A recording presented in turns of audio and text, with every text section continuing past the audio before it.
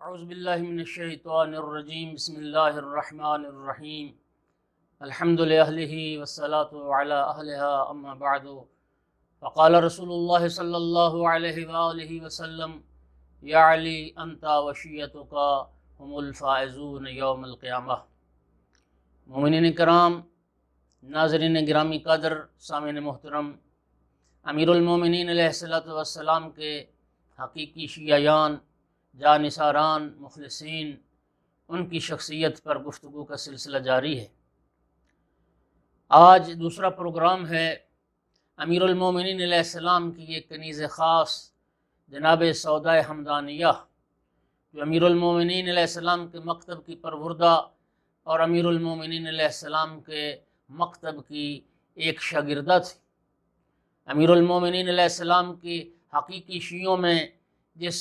Be be کا شمار ہوتا تھا، قبیلہ حمدان سے تعلق رکھنے والی جناب سودہ حمدانیہ۔ عرض کیا تھا کہ امیر المومنین علیہ السلام کی شہادت کے بعد جب حاکم شام کے والی اور گورنر عامل بسر بن ارطاط نے شیعیان امیر المومنین پر ظلم و ستم کے پہاڑ ڈھا دیے، افراد قتل ہونے لگ گئے، شیعیان امیر المومنین کے اموال کو لوٹا جا رہا تھا، تو یہ سودہ حمدانیہ یہ بھی ان کے مظالم کا شکار بنی اور بسر بن ارطاط اس والی اور عامل کی شکایت لے کر یہ حاکم شام کے پاس شام پہنچی۔ اور جب حاکم شام کے پاس شام پہنچی اور سلسلہ گفتگو یہاں تک پہنچا تھا کہ حاکم شام نے کہا کہ اے سودا، تو مجھے اپنے خاندان والوں کی اور اپنی قوم قبیلے والوں کی دھمکی دیتی ہے۔ اس کے بعد پھر حاکم شام کہتا ہے اگر میں چاہوں تو تمہیں اسی پشت برہنہ اونٹ پر سوار کر کے اسی بسر بن ارطاط کے پاس بھیج دوں اور پھر جو چاہے تمہارے ساتھ وہ سلوک کرے۔ بس اتنا سننا تھا تو صدمے سے دل پھٹا جا رہا تھا اور سر جھکا کے زار و قطار رونے لگ گئی، اور روتے ہوئے پھر اس نے یہ چند اشعار پڑھے: صلی الالہ علی جسم تضمنہ قبر فاصبح فیہ العدل مدفونا قد حالف الحق لا یبغی بہ بدلا فصار بالحق والایمان مقرونا۔ کہتی ہے کہ خدا اپنی رحمتیں نازل کرے اس بدن مبارک پر کہ جو اب سپرد لحد ہو چکا، جو اب سپرد خاک ہو چکا۔ فاصبح فیہ العدل مدفونا، اور خدا رحمتیں نازل کرے اس وجود مبارک پر کہ جن کے دفن ہونے سے عدل اور انصاف بھی دفن ہو کے رہ گیا۔ قد حالف الحق لا یبغی بہ بدلا، درود السلام اس ہستی پر جنہوں نے حق سے عہد و پیمان باندھ رکھا تھا کہ حق کے سوا وہ کچھ نہیں چاہتے تھے۔ فصار بالحق والایمان مقرونا، اور وہ ہستی مجسمہ حق و ایمان تھے، حق اور ایمان جس کے وجود میں دونوں ساتھ ساتھ تھے۔ حاکم شام پوچھتا ہے سودہ حمدانیہ یہ کون ہے، کس کو یاد کر کے رو رہی ہے؟ تو سودہ حمدانیہ کہتی ہے ذاک علی بن ابی طالب علیہ السلام علیہ افضل صلوات المصلین۔ کہتی ہے میں علی ابن ابی طالب علیہ السلام کو یاد کر کے رو رہی ہوں۔ علی وہ شخصیت ہے کہ جن کے دفن ہونے سے عدل دنیا سے دفن ہو گیا تھا۔ پھر امیر المومنین علیہ السلام کے فضائل کو بیان کیا، اور پھر حاکم شام کو پوچھنا پڑا اے سودہ حمدانیہ، علی سے تم نے کیا ایسی بات دیکھی ہے جو تم علی کی اتنی تعریف کر رہی ہو اور علی کے اتنے فضائل پڑھ رہی ہو؟ تو سودہ حمدانیہ کہتی ہے کہ حاکم شام اسی طرح کا ایک معاملہ علی مولا کی زندگی میں پیش آیا تھا۔ میں ایک مرتبہ ان کے ایک عامل کی شکایت لے کر کوفہ گئی تھی، جس عامل کو آپ نے زکوٰۃ کی وصولی پر معمول کیا تھا۔ اس عامل نے ہم پر زیادتی کی، اور وہ زیادتی یہ تھی کہ ایک تو اس نے مجھ سے چند کلو گندم اضافی لے لی، اور دوسرا ہمارا جو اس سے جھگڑا تھا وہ لاغر اور چاک، کمزور اور صحت مند جانوروں کی معمولی نوعیت کا جھگڑا تھا، یعنی وہ موٹے تازہ گوسفند اور اونٹ زکوٰۃ میں وصول کرتا تھا، اور کمزور اور لاغر جو جانور تھے وہ ہمارے لیے چھوڑ دیتا تھا۔ میں اس عمل کی شکایت لے کر بارگاہ امیر المومنین علی بن ابی طالب علیہ السلام میں حاضر ہوئی۔ میں کوفہ پہنچی، مسجد کوفہ میں جب گئی تو میں نے دیکھا امیر المومنین علی بن ابی طالب علیہ السلام وہ امام عادل مشغول نماز تھے، امیر المومنین علیہ السلام نے جب مجھے دیکھا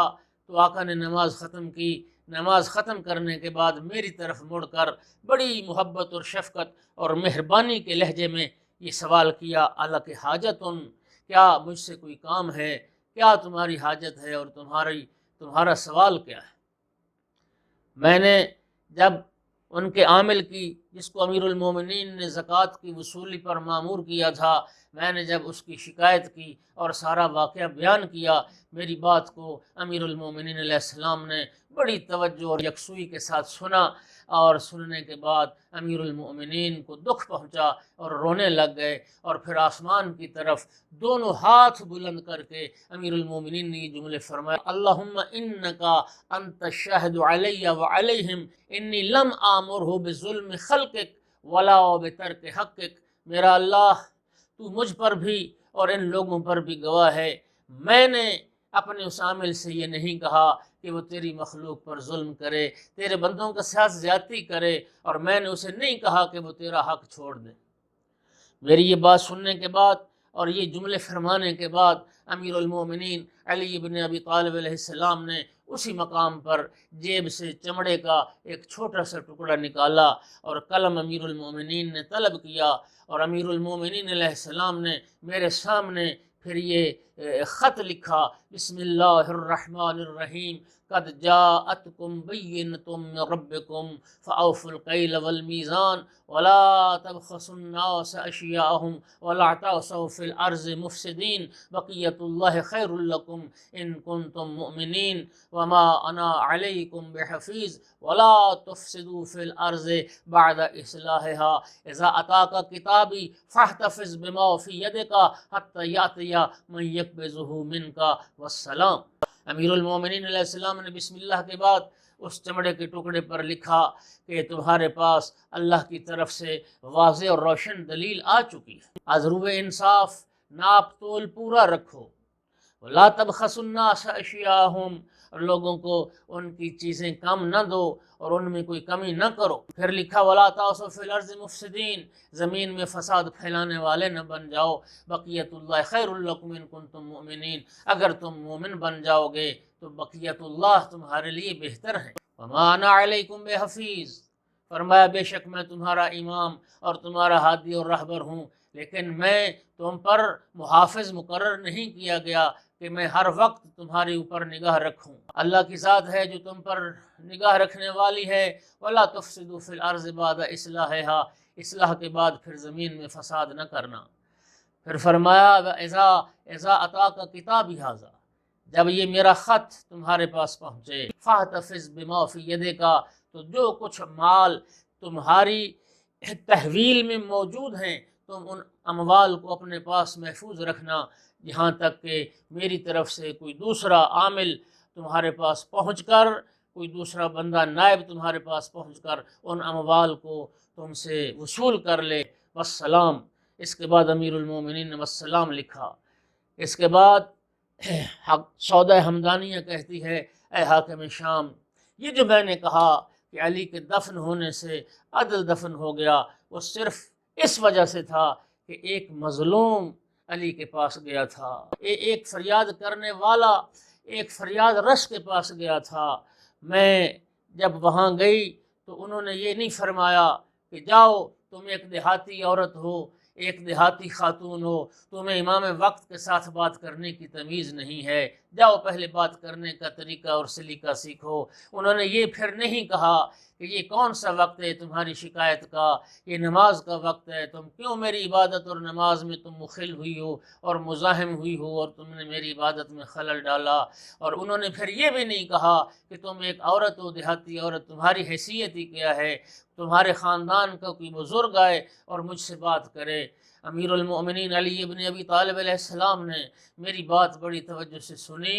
اور امیر المؤمنین نے اپنے عامل کی معزولی کا، اپنے گورنر کی معزولی کا حکم لکھ کے وہ نوشتہ علی نے میرے ہاتھ میں دے دیا۔ امیر المؤمنین علیہ السلام نے نہ اس کو سربند کیا، نہ ہی اس پر مہر لگائی، اور فرمایا، اے حاکم شام، اس دن میری شکایت صرف چند کلو گندم کی تھی، اور آج تیرے عامل اور تیرے والی بسر بن ارطاط نے میں اس کی شکایت لے کر آئی ہوں جو شراب خور ہے، لوگوں کے حقوق پر ڈاکہ ڈال رہا ہے اور اموال کو لوٹ رہا ہے، بے گناہ افراد کو قتل کر رہا ہے، اور تو عدل و انصاف اور اس کو معزول کرنے کی بجائے مجھے کو موت کی دھمکی دے رہا ہے، اور پھر تمہارا دعویٰ بھی یہ ہے کہ تم خلیفۃ المسلمین۔ خدا جانتا ہے، تاریخ کہتی ہے حاکم شام نے جب امیر المومنین علیہ السلام کی اس جانثار اور اس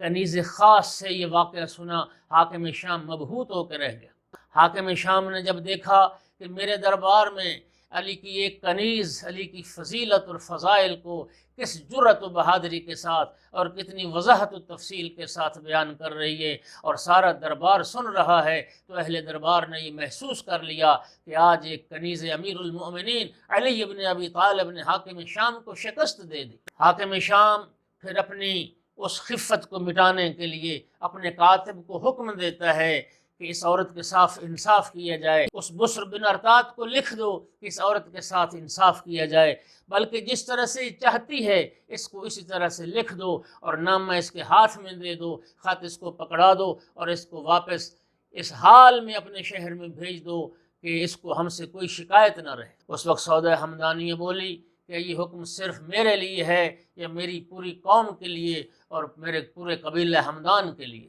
حاکم شام کہتا ہے سودہ حمدانیہ، تجھے اوروں سے کیا واسطہ، تجھے اوروں سے کیا کام، جا تیری مشکل حل ہو گئی اور تیرا کام میں نے کر دیا۔ کہنے لگی لا اريد الشيئا لنفسي ان كان عدلا شاملا فاقبل والا فلا۔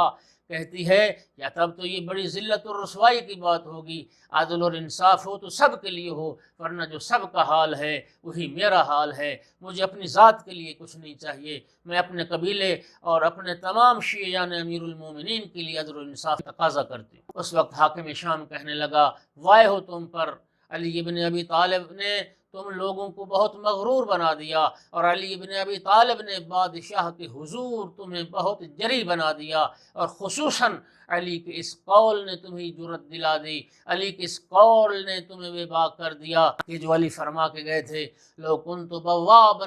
علی باب جنت لقلت لحمدان ادخلوا بالسلامی۔ علی مولا نے یہ فرمایا تھا کہ جب قیامت کا دن آئے گا اور میں جنت کے دروازے پر، میں دربان جنت کی حیثیت سے، بواب کی حیثیت سے جنت کے دروازے پر کھڑا ہوں گا، سب سے پہلے میں قبیلہ حمدان سے کہوں گا ادخلوا بسلامی، اے حمدان والو سلامتی کے ساتھ تم جنت میں داخل ہو جاؤ، اور علی مولا سب سے پہلے قبیلہ حمدان کو جنت عطا کریں گے۔ یہ وہ علی کا قول ہے جس قول نے تمہیں مغرور اور جری بنا دیا۔ لیکن حاکم شام کو پھر اپنی خفت کو مٹانے کے لیے مجبوراً کہنا پڑا اکتبوا لہا ولقومہا، کہ اس سودہ حمدانیہ کے لیے بھی لکھ دو اور اس کے قبیلے کے لیے، اس کی قوم کے لیے بھی لکھ دو۔ اور سر انجام پھر حاکم شام کو دستور دینا پڑا کہ بسر بن ارتاد آئندہ ہم سودہ حمدانیہ اور اس کے قوم قبیلے کے افراد کے ساتھ متعرض نہ ہو، اور ان کے ساتھ ہونے والے ظلم کے سلسلے کو ختم کیا جائے۔ سامعین گرامی، مومنین کرام، یہ مختصر سی ایک جھلک تھی سودہ حمدانیہ رضوان اللہ تعالی علیہ، اس بی بی کی ایک سیرت کی کہ کس طرح وہ جرأت و بہادری کے ساتھ اپنا حق لینے کے لیے حاکم شام کے دربار میں پہنچی، اور حاکم شام کو پھر مجبور کر دیا کہ وہ سودہ اور اس کے خاندان کے لیے یہ بات لکھ دے کہ آئندہ کوئی اس کا عامل اس خاندان سے متعرض نہ ہو۔ وآخر دعوانا ان الحمد للہ رب العالمین۔